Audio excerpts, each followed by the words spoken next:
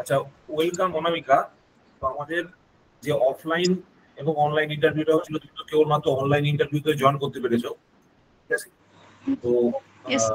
তোমাদের তাহলে ইন্টারভিউ রাউন্ডটা আমরা শুরু করছি, ঠিক আছে? তো আমাদের দুটো পার্টে ইন্টারভিউ হবে। একটা হচ্ছে তোমার নন টেকনিক্যাল পোর্শন, স্যার জিজ্ঞেস করবেন, রাজকৃষ্ণ স্যার জিজ্ঞেস করবেন। আর ইলেকট্রিক্যালের টেকনিক্যাল পার্টে দুটো থাকবে, একটা তোমার প্র্যাকটিক্যাল, একটা তোমার থিওরিটিক্যাল। থিওরিটিক্যাল পার্টটা আমি জিজ্ঞেস করবো, প্র্যাকটিক্যাল পার্টটা সৌম্য স্যার জিজ্ঞেস করবো, ঠিক আছে? This is for your brief introduction. কারণ কিভাবে হবে না হবে সেটা তো তুমি জানবে না, ইন্টারভিউ বোর্ডেও তোমার জানা হবে না। বাট আমরা এখানে একটা ইন্ট্রোডাকশন করে দিয়ে তারপর সেটা চালু করছি, ঠিক আছে? তো তো শুরু করা যাক, ঠিক আছে?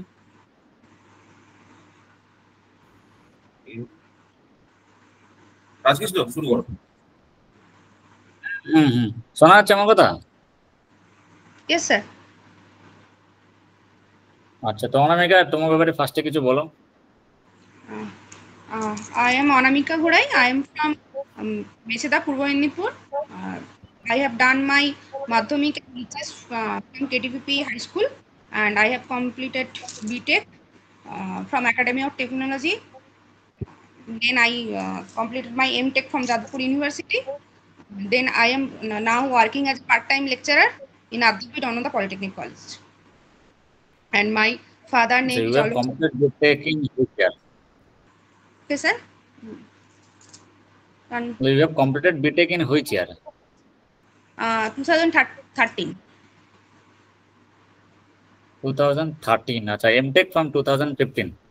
2016, sir. 2016. আচ্ছা, so 2016 to till now, what was your experience apart from your part-time lecturer? Sir আমি 2020 থেকে পার্ট টাইম লেকচারার হিসেবে কাজ করছি, আর গভর্নমেন্ট জবের জন্য ছিলাম।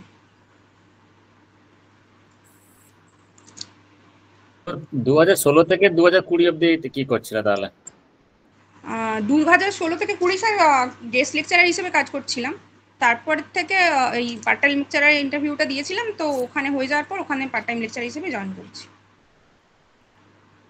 আচ্ছা, মানে সেম কলেজেই তুমি গেস্ট লেকচার হিসেবে কাজ করতে, আর সেই কলেজেই পার্ট টাইম জব, তাই তো? হ্যাঁ স্যার। আচ্ছা আচ্ছা। তো কারেন্টলি তাহলে তুমি এই যে বিটেক এবং এমটেক করলে, তারপরে যে একটা চাকরি প্রিপারেশন নিচ্ছ, তো এটা তোমার লং টার্ম গোলটা কি আছে অ্যাকচুয়ালি? কি মানে পার্ট টাইম লেকচারার থেকে পার্মানেন্ট লেকচার হওয়া, না কোনো ইন্ডাস্ট্রিতে আসা, কোনটা? না স্যার, এমনি আসলে প্রথমে আমার হচ্ছে মানে প্রথম আমার ইলেকট্রিক্যাল ফিল্ডে থাকারই ইচ্ছে প্রথম থেকেই। তো সেই জন্যই আমি প্রথমে বিটেক করার পর থেকে গভর্নমেন্ট জবের জন্য প্রিপারেশন নেব ভেবেছিলাম, কিন্তু তো এমটেকটা চান্স পেয়ে যাওয়ার জন্য এমটেক করলাম। এবার তারপর থেকে গভর্নমেন্ট জবের জন্য প্রিপারেশন নিচ্ছি, কিন্তু এর আগেও আমি যেই ক্লিয়ার করেছিলাম একবার গভর্নমেন্ট জবের, কিন্তু ইন্টারভিউতে হয়নি। তো এর আগে যেই ক্লিয়ার করলে, ইন্টারভিউতে কি প্রবলেম ছিল? মানে কিছু নোটিস ফোটিস করেছো নাকি, যে প্রবলেমটা কোথায় ছিল? স্যার প্রবলেমটা কোথায় হয়েছিল বলে, তখনও আমার এমটেক ছিল, যেহেতু ওনারা ওই একটা কোশ্চেনই আটকেছিলেন যে তুমি এমটেক করে কেন এদিকে এসছো। তো আমাকে সেভাবে কিছু টেকনিক্যাল ওনারা ধরেননি, শুধু এই কোশ্চেনটাই ওনারা ফোকাস করেছিলেন। তো এখন তুমি আমাকে বলো জাস্ট, তুমি এমটেক করার পর এবং পার্ট টাইম লেকচারার করার পর কেন আসবে? তখন তো শুধু এমটেক ছিল, পার্ট টাইম লেকচারার এক্সপেরিয়েন্স ছিল না। তো এখন তুমি এটা করার পর কেন আসতে চাইছো? না স্যার, এখন আমি যদি মানে পার্ট টাইম লেকচারারের স্যালারিটা সত্যি কথা বলতে খুবই কম, যে স্যালারি দিয়ে আমি চলতে পারবো না। মানে আমাকে তো কন্টিনিউ, আমার বাবা আছে, বাবা অসুস্থ, মা শরীর ভালো নয়, তো আমাকে তো আমার ফ্যামিলিটাকেও তুমি ঠিক আছে, সে সবারই তো পার্সোনাল প্রবলেম বা পার্সোনাল লাইফে তো মানে ইস্যু থাকবেই। তুমি এখন বলো যে এমটেক করে এখন তুমি কেন জয়েন করবে? স্যার এমটেক করে জয়েন করবো বলতে মেন মানে আমার হচ্ছে, দেখুন এই এখন এই মুহূর্তে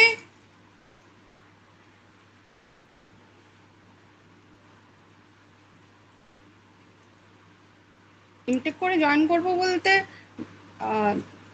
বেটার, মানে এখন আমার যেটা লক্ষ্য যে আমি পার্ট টাইমের জায়গা থেকে বেটার কিছু দরকার আমার। মানে আমার পার্মানেন্ট জব দরকার। তো সেই পার্সপেক্টিভ তো একটা আছেই। তাছাড়াও আমি এখন যেমন আমাদের নতুন কারিকুলাম অনুসারে যেটা আমি দেখেছি, মানে এখন যেটা আমার ফিল হয় সেটা যেমন এই নতুন কারিকুলামে আমাদের পলিটেকনিক্যালে সিলেবাস অনুসারে অনেক ভিজিট দিচ্ছে স্টুডেন্টদের। তো আমি সেই ভিজিটে গেছিলাম, যেমন এই কিছুদিন আগে টিসিএল ডব্লিউবিএসসি টিসিএল ভিজিটে গেছিলাম। তো সেখানে গিয়ে আমার যেটুকু মনে হয়েছে যে বইয়ের নলেজের থেকে প্র্যাকটিক্যাল নলেজটাও গ্যাদারিং দরকার আছে। তো সেই দিক থেকে আমার ইন্ডাস্ট্রিতে তুমি হচ্ছে পিএসসি যে জেইটা ক্লিয়ার করছিলে, এসি টিসিএল না যেটা বললে, ওটা কত সালে? না, টিসিএলটা করিনি, জেইটাই দিয়েছিলাম। টিসিএল এ তো আমরা দিতে পারবো না, মানে আচ্ছা আচ্ছা। তো জেইটা কত সালে, সালটা কত সালে? এর আগেরটাই স্যার, জাস্ট এর আগে মানে যেটা হয়েছে 2000, এটা তো 2022-এরটা এখন হলো, এর আগে যেটা হয়েছিল ওটাই ক্লিয়ার। মানে কত, সে সালটা কত সেটাই বলছে। 2018 সম্ভবত ওই পরীক্ষাটা হয়েছিল। আচ্ছা, ওকে ওকে দেবাশিস স্যার, এবারে আপনি একটা নিন। হ্যাঁ, তো তোমার প্রথম কথা বললে তোমার ডিপ্লোমা করা আছে? না স্যার, ডিপ্লোমা করা নেই, তুমি ডাইরেক্ট বিটেক, তাই তো? বিটেক এর পর এমটেক। এমটেক তুমি কি কোন দিয়ে করেছো, কোন স্পেশালাইজেশন আছে তোমার? পাওয়ার ইঞ্জিনিয়ারিং স্যার করেছি। পাওয়ার ইঞ্জিনিয়ারিং। আচ্ছা, কি প্রজেক্ট ছিল স্যার? বুঝলাম না, একবার স্যার। পাওয়ার ইঞ্জিনিয়ারিং এ কি প্রজেক্ট ছিল? ও আচ্ছা, প্রজেক্ট পাওয়ার ইঞ্জিনিয়ারিং এ স্যার আমার রিনিউয়েবলের উপরে ছিল।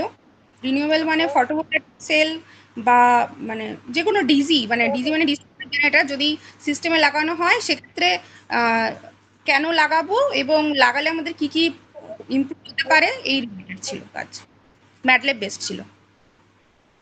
সোলার সেলের উপর ছিল? হ্যাঁ, সোলার মানে ফটোভোল্টাইক সেল হতে পারে বা যে কোনো ডিস্ট্রিবিউটেড জেনারেটর, মানে যেগুলো আমরা এখন করছি ফটোভোল্টাইক সেল লাগাচ্ছি সিস্টেমে। তো সেই ক্ষেত্রে লাগালে সিস্টেমের কি কি ইমপ্রুভ হতে পারে, মানে আমাদের লস, যেমন আমরা আগে আমাদের যে আগের সিস্টেম ছিল রেডিয়াল ডিস্ট্রিবিউশন ছিল, তো সেখানে একটা জায়গায় সোর্স থেকে আমাদের সেটা ইলেকট্রিসিটিটা ট্রান্সমিট হতো লোড এন্ড। তো এই জন্য হিউজ ট্রান্সমিশন লস হয় আমাদের। তো আমরা যদি লোড এন্ডেই, মানে আমি যদি কনজিউমার এন্ডেই ফটোভোল্টাইক সেল লাগাই, সেক্ষেত্রে আমার কি হবে, ওই ট্রান্সমিশন লসটা কিছুটা কমবে, তার সাথে সাথে ভোল্টেজ প্রোফাইলও ইমপ্রুভ হবে, কিন্তু সেটা আবার পার ইউনিট 1 এর উপরে যাতে না যায় সেটা দেখা, এই রিলেটেড কাজ ছিল প্রোগ্রামিং। তুমি বর্তমানে যে কাজটা করছো সেটা কি বললে, যে কোথায় লেকচারশিপ করছো, কোন কলেজে লেকচারশিপ করছো? অন্নদা পলিটেকনিক কলেজে পার্ট টাইম। আচ্ছা, তোমাকে কোন সাবজেক্ট পড়াতে হচ্ছে, কোন ক্লাস নিতে হচ্ছে? কোন ক্লাস নিতে হচ্ছে বলতে আমাদের স্যার, আমি ইলেকট্রিক্যাল সার্কিট নিচ্ছি, আর আগের বারে এইবারে রুটিনে ইলেকট্রিক্যাল সার্কিট এন্ড নেটওয়ার্ক নিচ্ছি, আর আগের বারে হচ্ছে transmission distribution switch gear protection নিচ্ছিলাম। আচ্ছা, তোমার এইখানে ইলেকট্রিক্যাল সার্কিট এন্ড নেটওয়ার্ক আর বলে transmission and distribution of power, এই দুটো সাবজেক্ট পড়াচ্ছো, তাই তো? আমাকে বলো, এই যে পিএসসি যে ইন্টারভিউটা দিয়েছো, মানে ইন্টারভিউটা আগের বারও দিয়েছো, পিএসসি যে প্রোফাইলটা কি, মানে কি কাজ করতে হয়, তোমার জব প্রোফাইলটা কি হবে জানা আছে? স্যার এখানে তো পিডব্লিউডি এর কিছু কাজ হবে, যেটা আমি আমাদের কলেজে যেটা হচ্ছে আমি দেখেছি। পিডব্লিউডি ইঞ্জিনিয়াররা যারা আসেন তারা হচ্ছে আমাদের কলেজে যেমন কোনো একটা ল্যাবের কি কি জিনিস, মানে ধরুন আমাদের ল্যাবে হচ্ছে কতগুলো মেশিন ইনস্টল হচ্ছে, সেই ইনস্টলেশনের জন্য কি কি পুরো ওয়্যারিং দরকার, কোথায় 3 ফেজ দিতে হবে, কোথায় সিঙ্গেল ফেজ দিতে হবে, কিভাবে কত রেটিং এর দিতে হবে, 32 অ্যাম্পিয়ার দিতে হবে না 16 অ্যাম্পিয়ারে দিতে হবে, এইগুলোর ওনারা আওয়াজটা খুব আস্তে আসছে, সাউন্ডটা খুব আস্তে আসছে, ভলিউমটা কোনোভাবে বাড়ানো যাবে? অডিওটা একটু কম আসছে। হ্যাঁ স্যার, এবার শুনতে পাচ্ছেন? হ্যাঁ, শোনা যাচ্ছে, বলো আমি শুনতে পাচ্ছি, বলো। হ্যাঁ, তো আমি আমাদের কলেজে যেমন পিডব্লিউডির এখন কাজ হচ্ছে, আমাদের কলেজটা তো নতুন 2016 সালেই প্রথম এস্টাবলিশড। তো ওই কলেজে যেটুকু কাজ দেখেছি আমি পিডব্লিউডির, তো ওখানে আমি যেটা দেখেছি যে প্রত্যেকটা ল্যাব যখন নতুন স্টার্ট হয়, তো সেখানে কি কি ইনস্টল আমরা যেটা দিয়ে দিতাম, যে কি কি ল্যাবে কি কি ইনস্টল হবে, তো ওনারা সেটা অনুসারে পুরোটার ওয়ারিং, মানে কোথায় কোনটা কোন মেশিনের জন্য 3 ফেজ লাগবে, কোনটা সিঙ্গেল ফেজ লাগবে, কত অ্যাম্পিয়ার লাগবে, কোথাও 2.5 স্কয়ার এমএম ওয়্যার লাগবে না 1.5 লাগবে, পুরো সিস্টেমটা ডিজাইনিং করা, এইগুলো ওনারা করেছেন পিডব্লিউডি। তো আমার ওনারা করতে, তাই তো? ঠিক আছে, তাহলে আমাকে একটা জিনিস বলো তো, এই সংক্রান্তই একটা রিলেটেড বলছি, ওটা ইলুমিনেশনের কাজ করতো, লাইটিং এর কাজ করতো ঘরের, বিল্ডিং এর, রুমের? হ্যাঁ হ্যাঁ স্যার, লাইটিং এর কাজ তো করা হয়েছে, এই কদিন আগে লাইটিং এর কাজগুলো হলো, নতুন বিল্ডিং যেটা হচ্ছে সেটা লাইটিং এর কাজ হচ্ছে। আচ্ছা, তুমি বলতে পারবে যে কি করে একটা রুমের কতগুলো ফিক্সচার লাগবে, সেটা কি করে ক্যালকুলেট করা হয়? What are the parameters? Sir রুমের ক্ষেত্রে, লাইটিং এর ক্ষেত্রে প্রথমে আমাকে দেখতে হবে যে ওই রুমে কি কাজ হচ্ছে, মানে তার ইলুমিনেশন লেভেল কত হবে, যে রিডিং রুম হলে বা কোনো কোন রুমে ধরে করছে নাও ফর সেটা। এক্সাম্পল আমি তোমার একটা, তুমি যে রুমে ক্লাস নেবে সেই রুমটা তুমি ধরে নাও, এবার সেই রুমের কত ইলুমিনেশন লাগবে তুমি ডিসাইড করো, এবং সেই অনুযায়ী তুমি আমাকে বলো যে কি কি ফর্মুলা লাগাবো বা কি করবো যার জন্য আমার নাম্বার অফ ফিক্সারসটা বেরিয়ে আসবে। আমি এই ফিক্সার লাগাবো আর এতগুলো ফিক্সার লাগাবো। তুমি ফিক্সার টাইপ না বললেও হবে, বাট মোটামুটি ফ্লাক্স লেভেল বা কতটা ইলুমিনেশন লাক্স লেভেল মেনটেন করতে চাইতো সেটা বললেও হবে। হ্যাঁ স্যার, ধরুন আমি যদি 1 থেকে 200 লাক্স যদি আমি বলি, তাহলে সেখান থেকে আমাকে তারপরে আমাকে লুমেন ক্যালকুলেট করতে হবে। লুমেন মানে আমাকে প্রথমে রুমের ক্রস সেকশনাল এরিয়া দিয়ে ওটাকে মাল্টিপ্লাই করে লুমেনটা বের করতে হবে। ক্রস সেকশনাল এরিয়া মাল্টিপ্লাই করে, মানে এটা মাল্টিপ্লাই করছি আমি। হ্যাঁ সেই ফর্মুলাটাই আমি জানতে চাইছি। ওখান থেকেই তো তোমার নাম্বার অফ ফ্লাক্সটা, নাম্বার অফ ফিক্সারটা বেরোবে, সেই নাম্বার অফ ফিক্সার বার করার ফর্মুলাটা জানতে চাইছি। ফর্মুলাটা স্যার এক্সাক্ট ফর্মুলা আকারে মনে নেই, কিন্তু যেটা আমার মনে হয় প্রসিডিওরটা হবে যে কত লাক্স, আমার ধরুন এখানে 200 লাক্স লাগবে আমার রুমে, তাহলে 200 ইনটু ক্রস সেকশনাল এরিয়া করে আমি লুমেনটা পেয়ে যাব। এবার লুমেনটা পেয়ে গেলে ওখান থেকে আমার ইউটিলাইজেশন ফ্যাক্টর দিয়ে, মেইনটেনেন্স ফ্যাক্টর দিয়ে ডিভাইড করে দিলে টোটাল লুমেন হবে। এবারে আমার এক একটা বাল্ব, এক একটা লাইটের যে লুমেন হবে সেটা দিয়ে ডিভাইড করে দিলে টোটাল কতগুলো লাইট লাগবে সেটা বুঝতে পারবো। এবারে আমার ক্রস সেকশনাল এরিয়া কতটা, তার লেন্থ আর ব্রেথ অনুসারে আমি ভাগ করে নেবো কোথায় কোথায় কোন পয়েন্টে। কথাগুলো ঠিকই বলেছো, ঠিক আছে, ফর্মুলাটা একটু দেখে নেবে। তুমি কথাটা একদম ঠিকই বলেছো, আমাকে ইউটিলাইজেশন ফ্যাক্টর আর মেইনটেনেন্স ফ্যাক্টর দিয়ে ভাগ করতে হবে, তাই তো? তাহলেই আমার যেটা বেরোবে সেটা হচ্ছে, ধরো কোন টাইপের ফিক্সার আমি ইউজ করছি, ধরো টুইন এফটিএল ইউজ করছি, মানে দুটো বাল্বওয়ালা ইউজ করছি, বা সিঙ্গেল বাল্বওয়ালা ইউজ করছি, সেটা বেরোচ্ছে। টুইন এফটিএল হতে পারে অথবা সিঙ্গেল হতে পারে। যদি টুইন এফটিএল হয় তাহলে আমি সেটা লিখবো small N into capital N, যেখানে ক্যাপিটাল এনটা হচ্ছে number of total number of fixtures, আর স্মল এনটা হচ্ছে তোমার, ধরো একটা ফিটিং এর মধ্যে দুটো লাইট লাগানো থাকতে পারে, বা একটা ফিটিং এ একটা লাইটও থাকতে পারে, তো সেই অনুযায়ী স্মল এনটা ভ্যারি করবে, তোমাকে ক্যাপিটাল এনটা বার করতে হবে, ঠিক আছে? তো এখানে তুমি দুটো টার্ম বললে, একটা কোএফিসিয়েন্ট অফ ইউটিলাইজেশন, একটা মেইনটেনেন্স ফ্যাক্টর। কাকে বলে বলতে পারবে? What is coefficient of utilization and what is maintenance factor? Coefficient of utilization মানে স্যার কতটা লাইট আমার প্লেনে পৌঁছচ্ছে আর কতটা লাইট ইলুমিনেট করছে তার রেশিওটা। কতটা লাইট প্লেনে এসে পৌঁছচ্ছে আর কতটা লাইট, মানে ওয়ার্কিং প্লেনে কতটা এসে পৌঁছচ্ছে আর কতটা লাইট ইলুমিনেট করছে সেটা রেশিও। কতটা লাইট ইলুমিনেট হচ্ছে, ঠিক করে বলো। বলছো ঠিকই বলছো, একদম ঠিকই বলছো, একটু ঠিক করে বলো। ভুল কিছু বলোনি, ঠিকই বলেছো, দুজনের রেশিও, তাই তো? আচ্ছা, আর মেইনটেনেন্স ফ্যাক্টরটা কি? মেইনটেনেন্সের ফ্যাক্টর হচ্ছে স্যার কোনো একটা লাইটের মধ্যে ধরুন দীর্ঘদিন ইউজ করলে সেখানে ডাস্ট অ্যাকুমুলেশন এগুলো হয়, তো সেই জন্য তার মানে যতটা লাইট দেওয়ার কথা বা পৌঁছানোর কথা ওয়ার্কিং প্লেনে সে ততটাও দিতে পারে না, যেন রিডিউস করে। হ্যাঁ, তাহলে মেইনটেনেন্স ফ্যাক্টরটা কি হলো তাহলে? ওটা হচ্ছে মানে ওটাও একটা রেশিও আপনার। ঠিক আছে, এটা তুমি দেখে নেবে, ঠিক আছে? আমাদের জেনারেল সিস্টেমসে আমাদের যদি বললে যে আমাদের পিএসসি ইঞ্জিনিয়ারদের ওয়্যারিং করতে হয়, ওয়্যারিং কত রকমের হয়? ওয়্যারিং স্যার আগে তো ক্লিট ওয়্যারিং, যেগুলো টেম্পোরারি ওয়্যারিং, ব্যাটেন ওয়্যারিং এগুলো হতো। এখন স্যার সবকিছুই আমাদের কলেজে যেটা হয়েছে পুরোটাই হচ্ছে মানে কনসিল ওয়্যারিং হয়েছে। কলেজে কি ওয়্যারিং? কলেজে কি ধরনের ওয়্যারিং হয়েছে? কনসিল ওয়্যারিং হয়েছে পুরোটা। হ্যাঁ, মানে ওই দেয়ালের মধ্যে যেটা হয় কনসিল ওয়্যারিং বলে তো ওটাকে। হ্যাঁ, ওটা সেটাই জিজ্ঞেস করছি, কি ওয়্যারিং হয়েছে কলেজে? কনসিল ওয়্যারিং হয়েছে। হ্যাঁ, কনসিল ওয়্যারিং হয়েছে। আচ্ছা, ধরো তো আমার একটা এমন একটা এরিয়া আছে যে জায়গায় ধরো আগুন ফাগুন লাগতে পারে, ঠিক আছে? তো সেক্ষেত্রে আমি কি ধরনের ওয়্যারিং ইউজ করব যেখানে আগুন লাগার সম্ভাবনা আছে?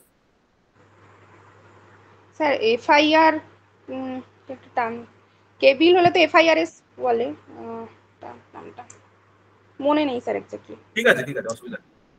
আচ্ছা, জেনারেলি আমরা দেখবে বিভিন্ন ধরনের আর্থিং সিস্টেম ইউজ করে থাকি। ধরো তোমাকে বললো যে একটা সাবস্টেশন আছে বা একটা ধরো ফর এক্সাম্পল কোনো তোমার কলেজ রয়েছে, সেই কলেজে আর্থিং করতে হবে। তো তুমি কোন ধরনের আর্থিং ইউজ করবে, কোনটা মানে কত টাইপের আর্থিং হয় আর তুমি কোন টাইপ ইউজ করবে? প্রথমে বলো কত টাইপের আর্থিং হয়। টাইপ অফ আর্থিং বলতে স্যার বোঝায় মেনলি দুটো জিনিস করা হয়। একটা হচ্ছে আপনার মেশিনের ফ্রেম বা মেটালিক পার্ট যেগুলো, সেগুলোকে আর্থিং করা হয়, আর মেশিনের নিউট্রাল পার্টটাকে আর্থিং করা হয় যদি মেশিনের ক্ষেত্রে বলি।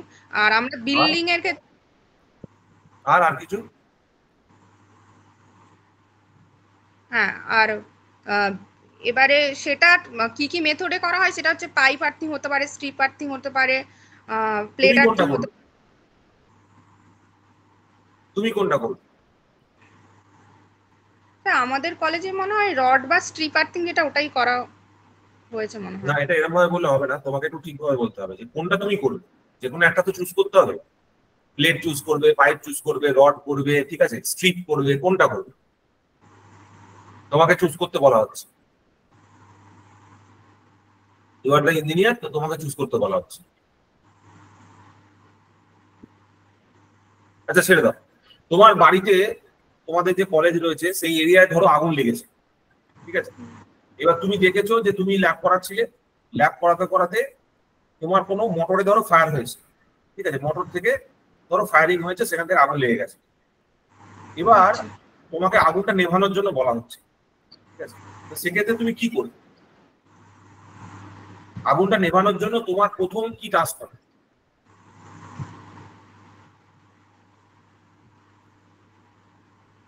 মানে what we can use to, মানে আমরা যা কোনটা ব্যবহার করলে আগুনটাকে তাড়াতে পারবো, আগুনটা নেভাতে পারবো। হ্যাঁ, ফায়ার এক্সটিংগুইশার। হ্যাঁ, ওটাকে কোন টাইপের ফায়ার এক্সটিংগুইশার? Class C. হ্যাঁ, class C fire extinguisher. Class C fire extinguisher, correct. আচ্ছা ধরো কোনো কারণে, ফর এক্সাম্পল বলছি, আমাদের কাছে ওই ক্লাস সি ফায়ার এক্সটিংগুইশার নেই, ঠিক আছে। সেক্ষেত্রে ধরো ক্লাস এ বা ক্লাস বি ফায়ার এক্সটিংগুইশার আছে, আমি কি সেগুলো ইউজ করতে পারবো?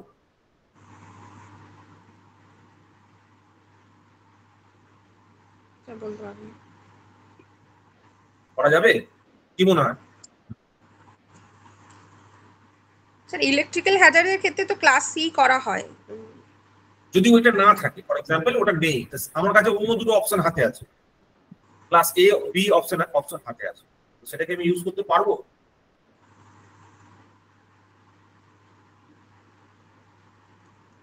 বলতে পারবো না স্যার। আচ্ছা ঠিক আছে, তো আমি আমার কোশ্চেনটা জিজ্ঞেস করলাম।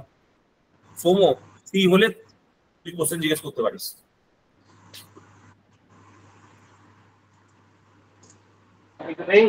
দু মিনিট আমি কথা বলছি, 2 মিনিট। ঠিক আছে, তাহলে আমি তোমাকে আরো দুটো জিনিস জিজ্ঞেস করি।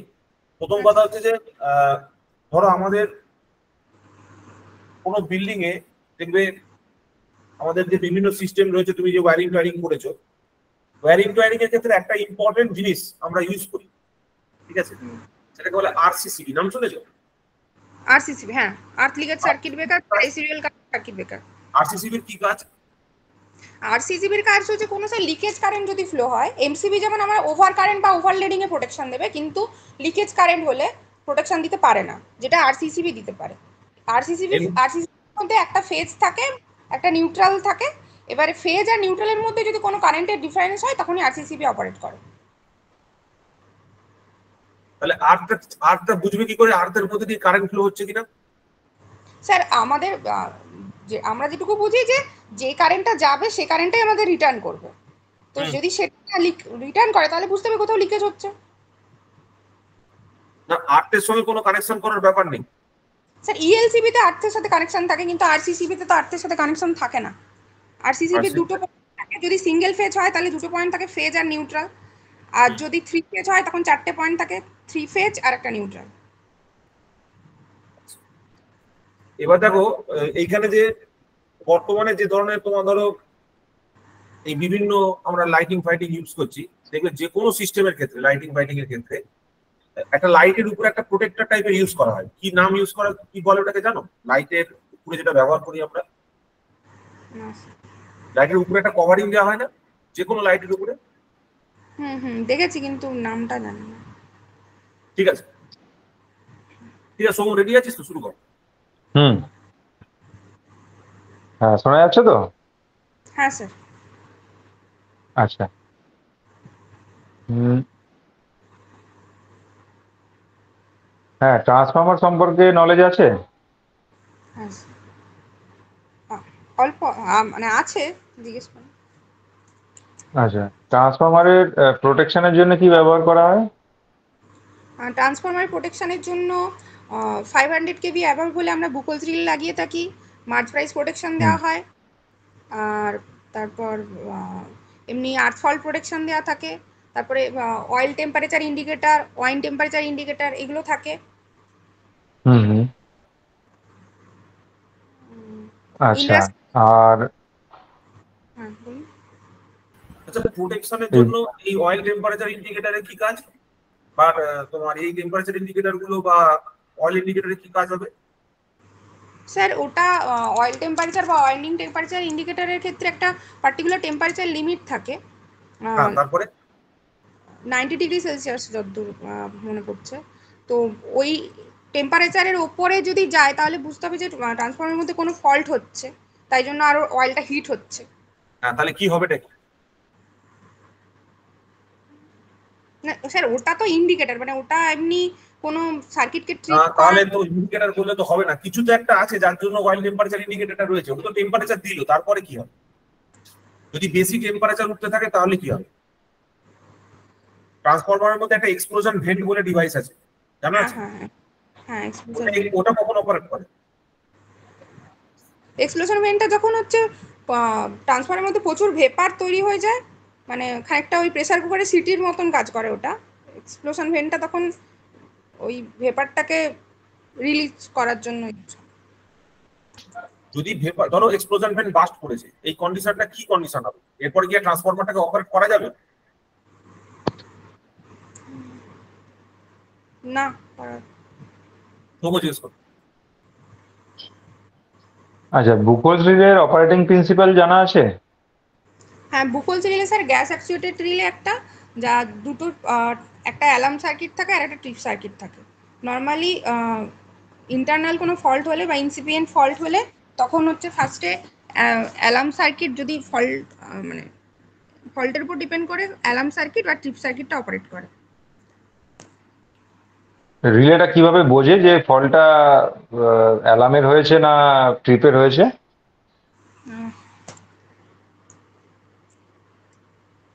রিলেটা বোঝে বলতে স্যার, ওটা লাগানো থাকে আমার কনজারভেটর ট্যাঙ্ক আর মেন ট্যাঙ্কের মাঝে যে পাইপটা থাকে ওটার মধ্যে লাগানো থাকে।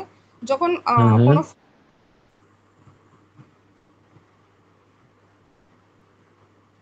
হ্যালো, হ্যাঁ, বলুন বলুন, শুনছি, বলুন। যখন যখন কোনো ইন্টারনাল ফল্ট হয়ে থাকে সেক্ষেত্রে যখন ইন্টারনাল ফল্ট হলে ওখানে প্রচুর হিট তৈরি হয়, সেই হিটের জন্য কি হয়, ট্রান্সফরমার অয়েলটা ভেপারাইজড হয়ে উপরে ছুটে কনজারভেটর ট্যাঙ্কের দিকে যেতে চায়। তো সেই হুম। সময় এই দুটো সার্কিট, অ্যালার্ম সার্কিট আর ট্রিপ সার্কিটটা থাকে। যখন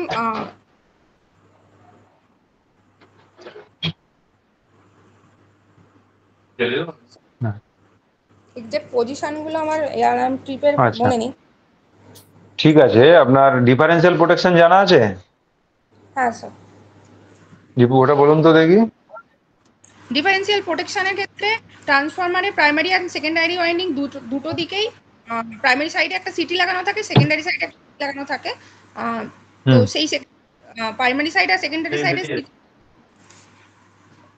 সেটা হচ্ছে ডিপেন্ড করে কোন ধরনের ট্রান্সফরমার। ধরুন ডেল্টা স্টার, কথা বলছিলাম ওর সাথে, বেশ। তুমি বলতে থাকো, ডেল্টা, তুমি বলতে থাকো, শুনছি আমি, বলতে থাকো।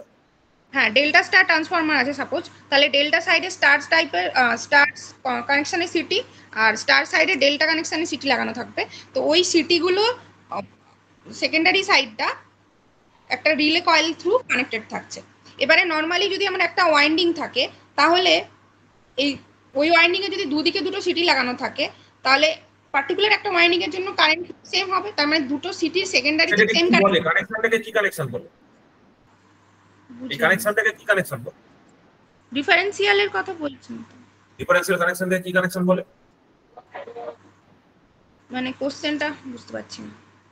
না, আমি জিজ্ঞেস করছি যে এই যে ডিফারেন্সিয়ালে তুমি কানেকশন করেছো তো, দুটো ধরো একটা ট্রান্সফরমার প্রোটেকশন দিচ্ছ ডিফারেন্সিয়াল এর জন্য, এটার নাম কি? এটার নাম আছে? হ্যাঁ, Merz Price protection. Merz Price protection. আর এই সিটি গুলো যেগুলো ব্যবহার করা হচ্ছে এগুলো কি ধরনের সিটি বলে? কোনো স্পেশাল টাইপ আছে?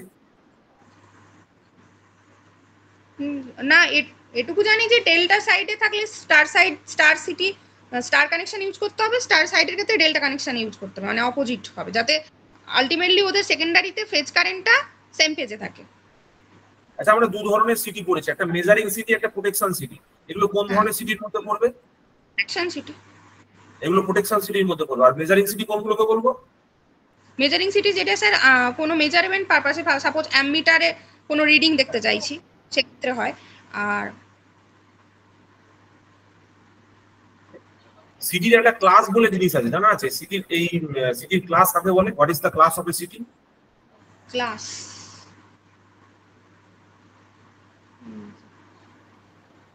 Accuracy class.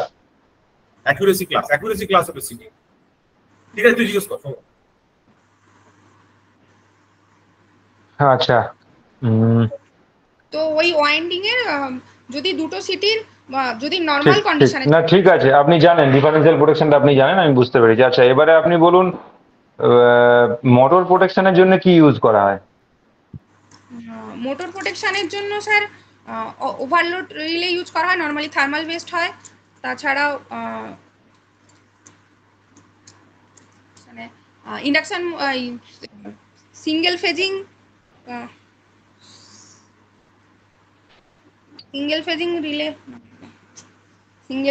কি একটা টার্মটা ছিল, মানে যে কোনো একটা ফেজ ডিসকানেক্ট হয়ে গেলে সেক্ষেত্রে ওই রিলেটা অপারেট করবে। সিঙ্গেল ফেজিং মনে করছি। আচ্ছা, আর হচ্ছে হ্যাঁ আর আর আর হচ্ছে রিভার্স পাওয়ার রিলে ইউজ করতে হবে, কারণ যদি মোটর মানে মোটরের ক্ষেত্রে যদি অল্টারনেটর হিসেবে অপারেট করতে থাকে সেক্ষেত্রে অসুবিধা, তাই জন্য রিভার্স পাওয়ার রিলে। মোটর অল্টারনেটর হিসেবে। আচ্ছা, ঠিক আছে। আচ্ছা, এই কটাই। আচ্ছা, এবারে এই মোটরের জন্য একটা স্টার্টার ব্যবহার করা হয়, এই স্টার্টারটা কেন ব্যবহার করি? স্যার মোটরের ক্ষেত্রে, মোটরের ইন্ডাকশন মোটর বা যে কোনো মোটরের ক্ষেত্রে স্টার্টিং কারেন্ট মানে huge amount of starting current flow হয়, যেই স্টার্টিং কারেন্টের জন্য মোটর ড্যামেজ হতে পারে। তাই জন্য ইন্ডাকশন মোটরের ক্ষেত্রে আমরা 3 ধরনের স্টার্টার ইউজ করি, যেমন DOL starter, star delta starter আর অটো ট্রান্সফরমার স্টার্টার। আর আপনার ডিসি মেশিনের ক্ষেত্রে যেমন সান্টের ক্ষেত্রে 3 পয়েন্ট স্টার্টার, সিরিজের ক্ষেত্রে 2 পয়েন্ট স্টার্টার। আচ্ছা, তো তার মানে স্টার্টার ইউজ করলে স্টার্টিং এনরাস কারেন্টটা কমে যায়, তাই তো? কমে যাবে। আচ্ছা, ডিওএল স্টার্টারে কিভাবে কমে এনরাস কারেন্ট? স্যার ডল স্টার্টারে এইভাবে কোনো কারেন্ট কমানোর জন্য কোনো প্রোটেকশন দেওয়া থাকে না আলাদা করে, কমানো হয় না। ডল স্টার্টারে অনলি ওভারলোড রিলেটা থাকে আর স্টার্ট অ্যান্ড স্টপ বাটন। এটা normally 5 horse power induction use করা হয়, মানে লো হর্স পাওয়ার মোটরের ক্ষেত্রে এটা ইউজ করি আমরা। তাহলে আমাদের মানে ডল স্টার্টারটা আমরা একটা প্লেন সুইচ দিলেও হয়ে যায়, ডল স্টার্টারটার কোনো প্রয়োজন নেই, তাই তো? ডল স্টার্টারে আমরা ওভারলোড রিলেটা থাকে, মানে থার্মাল ওভারলোড রিলেটা আমরা এমনিও লাগাতে পারি, একটা এমসিবির সাথে একটা ওভারলোড রিলে লাগিয়ে সেখানে মোটরটা কানেক্ট করে দিতে পারি। না, ডল স্টার্টারে স্যার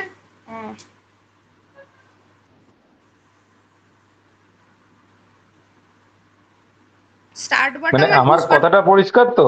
আমার start push button, stop push button দিয়ে আমি একটা কন্ট্রাক্টরকে অন করছি, তার জায়গায় আমি একটা এমসিবি কে তুলে দিলাম, মানে একটা 3 পোল এমসিবি লাগালাম, তার নিচে একটা ওভারলোড লাগালাম, এমসিবিটা তুলে অন করে দিলাম, ওভারলোড দিয়ে মোটরে পাওয়ার চলে গেল। কাজ তো একই করবে। তাহলে এই কন্ট্রাক্টর পুশ বটন এত কিছু লজিকের প্রয়োজনটা কোথায়?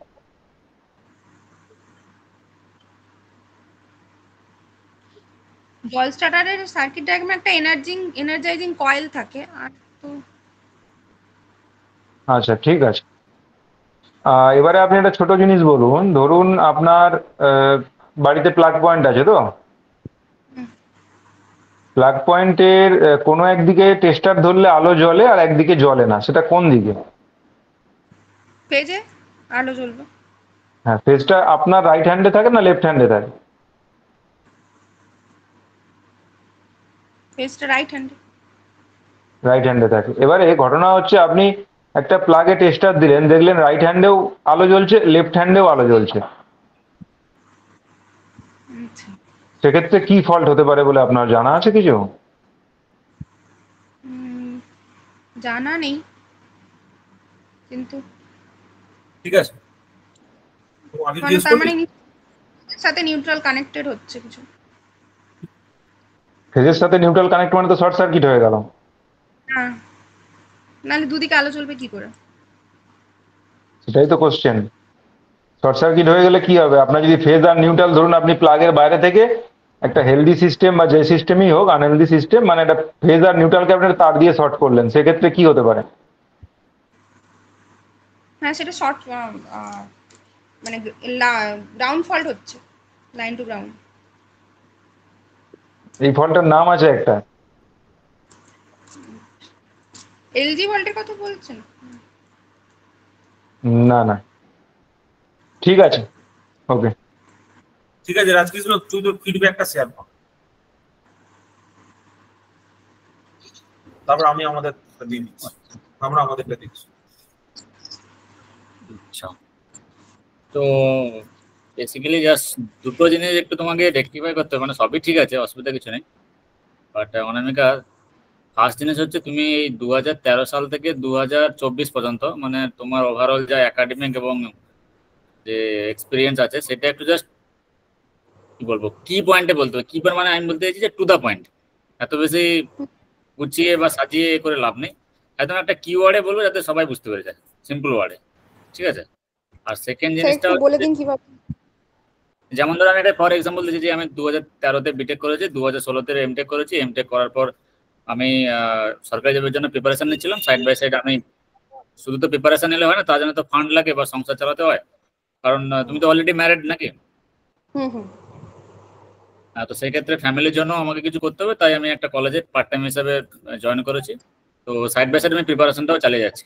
তো এটা একটা কিভাবে একটা ফ্লোতে বললে কিভাবে বুঝতে সুবিধা হয়। আচ্ছা আচ্ছা। আর সেকেন্ড জিনিসটা হচ্ছে তুমি মানে মানে কথাটা ফ্লাকচুয়েট লাগছে, ঠিক আছে, তো এটা একটা একটা লাইনে বলতে হতো, অন্য কিছু না, বাকি তোমার সব ঠিকঠাকই আছে, অসুবিধা কিছু নেই, তো এই দুটো জিনিস কারেক্ট করলে মনে হয় বেটার হবে। আচ্ছা, থ্যাংক ইউ। ঠিক আছে, তো আমি আমার দিকটা বলছি, দেখো তুমি সমস্ত অ্যান্সার ঠিকঠাকই দিয়েছো, ঠিক আছে, কিছু ভুল দাওনি, সমস্ত যা অ্যান্সার দেওয়ার যেরকম হওয়া উচিত সেরকমই দিয়েছো, টেকনিক্যালি মানে খুবই সাউন্ড, ঠিক আছে, টেকনিক্যালি তোমাকে কেউ আটকাবে না, কিন্তু প্রবলেমটা হচ্ছে ওর যে নন টেকনিক্যাল পার্টটা রয়েছে, এই কোশ্চেনটা কিন্তু আটকে যাবে, এই এমটেক এর কোশ্চেনটা কিন্তু আটকে যাবে। স্যার অনেকেই বলে যে এমটেকটা বলতে না, কিন্তু তখন আমি কি বলবো যে আমাকে তো আমি কিছু মানে দেখো এইখানে আমি একটা জেনারেল কনসেপশন তোমাকে বলছি, ঠিক আছে, তুমি যখনই তোমার হায়ার কোয়ালিফিকেশন শো করবে না, তখন ওরা সবসময় চেষ্টা করবে যে তোমাকে কিভাবে সেটাকে ছোট করা যায়। ওদের ওখানে খেয়ে দিয়ে কিছু কাজ নেই, ওরা কোয়ালিফাইড ক্যান্ডিডেটদের নিতে চায় না, ডিপ্লোমা পোস্টের জন্য ওরা এমটেক ক্যান্ডিডেট নিতে চায় না, ম্যাক্সিমাম বিটেক ক্যান্ডিডেট নিতে চায়।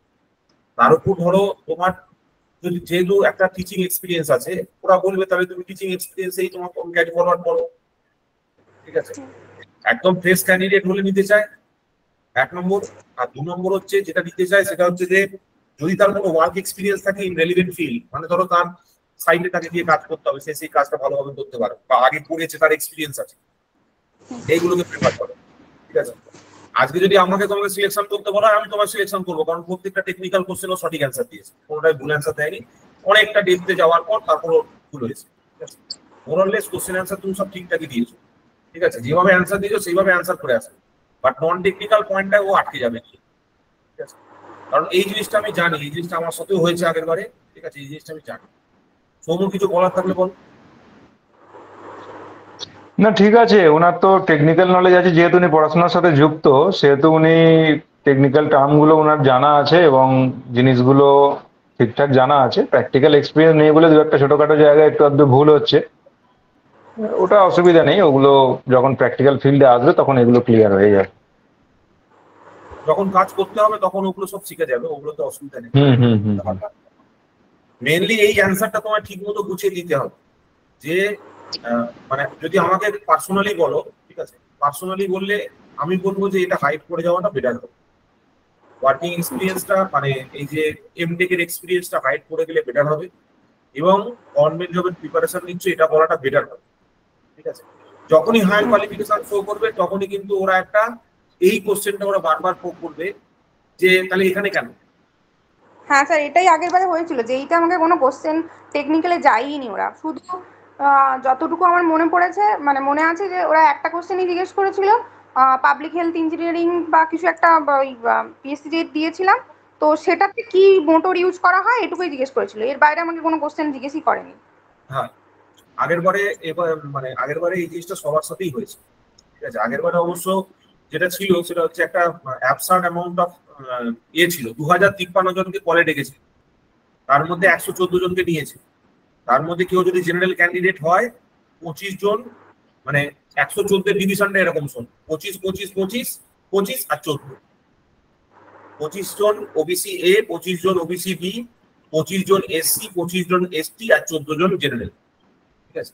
এইটা ছিল 114 নম্বরের ব্রেকআপ, 114 জনের ব্রেকআপ আগের বারে, ঠিক আছে। তো এবারে যেহেতু স্টুডেন্ট সংখ্যা কম আছে, ইউ হ্যাভ আ বেস্ট মানে বেস্ট অপরচুনিটি, ঠিক আছে।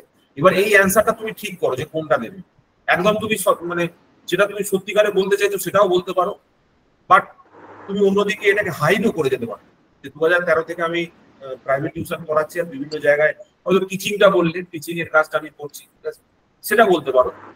কিন্তু ওই এমটেক এর ব্যাপারটা বললে কিন্তু ওরা তখন এটা নিয়ে কোশ্চেন করবে যে এমটেক এর পরে আর কি কেন করবে, বা যদি কোশ্চেনটা এরকম করতে পারে এত হায়ার কোয়ালিফিকেশন নিয়ে এখানে আসার দরকারটা কি আছে। হ্যাঁ স্যার, এটাই আগেরবারে করেছিল যে এত হায়ার কোয়ালিফিকেশন কেন এখানে আসতে চাইছো। আসলে স্যার আমি নিজেই অনেকদিন ধরে গভর্নমেন্ট জবের জন্য প্রিপারেশন নিচ্ছি এবং ক্লিয়ারও করেছি, এইটাও ক্লিয়ার করেছিলাম আগেরবারে, লেকচারারও 2বার ক্লিয়ার করেছি, কিন্তু আমার ইন্টারভিউ কিছুতেই হচ্ছে না, মানে আমার লাকটাই জানি না কি হচ্ছে। দুটো লেকচারার যেই করেছি, একটা এই করলাম, মানে এই দুটো, এটা নিয়ে দুটো যেই হলো, একটা এই করেছি, তো ইন্টারভিউ কোন কোন এক্সামের এইটা ক্লিয়ার করেছিলেন? এই পিএসসি এই ক্লিয়ার করেছিলাম।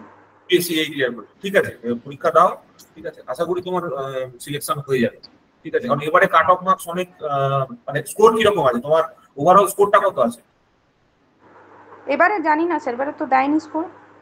না তুমি তোমার ইয়ে থেকে চেক করোনি কত স্কোর হচ্ছে?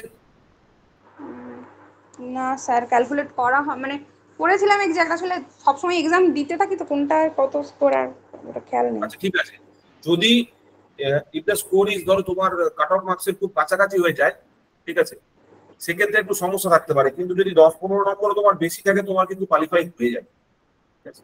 তবে এই অ্যান্সারটা তুমি তৈরি করে যাবে, প্রস্তুত হয়ে যাবে যে কি অ্যান্সার দেবে। যদি তুমি বলো যে আমি এমটেক করেছি, ঠিক আছে, তাহলে কিন্তু এই কোশ্চেনটার জন্য প্রস্তুত থাকো যে তারা কিন্তু জিজ্ঞেস করবে যে তাহলে এমটেক করার পর এখানে কেন। আচ্ছা, হ্যাঁ ও জিজ্ঞেস করবে, প্রিপেয়ার করতে হবে এবং তার কোশ্চেনের উপরে কোশ্চেনের অ্যান্সারটাকে প্রিপেয়ার করতে হবে। ধরো ফর এক্সাম্পল তুমি বললে যে বাইরে এখন জব মার্কেট খারাপ, আমি এই জবের প্রিপারেশন নিচ্ছি, তখন ওরা জিজ্ঞেস করবে তুমি প্রাইভেটে যাওনি কেন। হ্যাঁ এটাই আগেবারে জিজ্ঞেস করেছিলাম, আমি এটাই বলেছিলাম যে বাইরে জব মার্কেট খারাপ, তখন আমি বলেছিলাম প্রাইভেট কেন, তখন বললাম যে স্যার প্রাইভেট কলেজগুলো, ওনারা প্রাইভেট কলেজের কথা বলছিলেন, তো আমি বললাম প্রাইভেট কলেজগুলো স্যার স্যালারি আরো খুব কম দেয়, তো তখন ওনারা বললেন, তারপরে আরো একটা কিছু বলেছিলেন খেয়াল নেই এক্সাক্ট, ঠিক আছে। মানে এটা অন্যদিকে চলে যাবে একদম ইন্টারভিউটা, ঠিক আছে।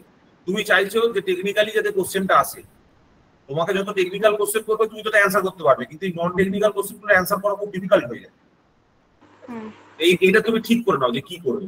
চাইলে এমটেকটাকে বাদ দিয়ে দাও, বিটেক এর পর থেকে ধরো প্রিপারেশন করছো, ঠিক আছে, এমটেকটা বাদ, বিটেকের এমটেকটা বাদ দিয়ে দাও, এটা বলার দরকার নেই। যদি তুমি মেনশন করে না থাকো তোমার চয়েস শিটে, ঠিক আছে, কোনো জায়গায় যদি লিখে না থাকো তো সেটা বাদ দিয়ে দাও, ঠিক আছে। থ্যাংক ইউ অনামিকা, কিছু জিজ্ঞাসা থাকলে করতে পারো।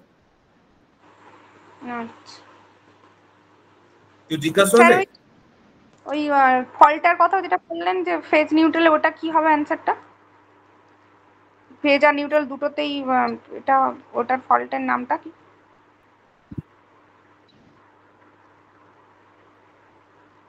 ঠিক আছে, আমি পরে যেটা তোমাকে অ্যানসারটা বলে দেবো থেকে জিজ্ঞেস করে নিই, ঠিক আছে, ও একটু ব্যস্ত আছে, আমি যেটা বলবো। কালকে ঠিক আছে। ক্লাস আছে, কালকে আমাদের অনলাইনে ক্লাস হবে লাইভ 11টা থেকে, ঠিক আছে? ওই ক্লাসটায় জয়েন করবে। আমাদের থিওরিটিক্যাল 10টা ক্লাস হচ্ছে, তার মধ্যে আচ্ছা। সেই ক্লাসগুলো মানে 6-7টা হয়ে গেছে, তুমি একটু দেখো, ঠিক আছে? হ্যাঁ হ্যাঁ, তাহলেই হবে। আমি ওইগুলোই। স্যার আপনি আমাকে পিডিএফ গুলো পাঠিয়েছিলেন, ওগুলো কি আরেকবার পাঠানো যাবে? আমি তো ডাউনলোড করেছি পাঠিয়ে দুটো, দেবো। ব্যাস তারপর। পিডিএফ গুলো আমি পাঠিয়ে দেবো, ঠিক আছে? আর লেকচারার কি আবার এক্সাম হবে সামনে কোনো ডব্লিউপিএসসি? হ্যাঁ, বলছি ডব্লিউবিপিএসসির আপনি তো করাচ্ছেন, আবার কি সামনে কোনো লেকচারার আছে? লেকচারার এক্সাম হুম, বুঝতে পারলাম। আচ্ছা স্যার, আপনাকে আমি পরে ফোন করে নেবো, ঠিক আছে? এখানে হ্যাঁ, পরে ইন্টারনেটের প্রবলেম। ঠিক আছে, ঠিক আছে। Thank you.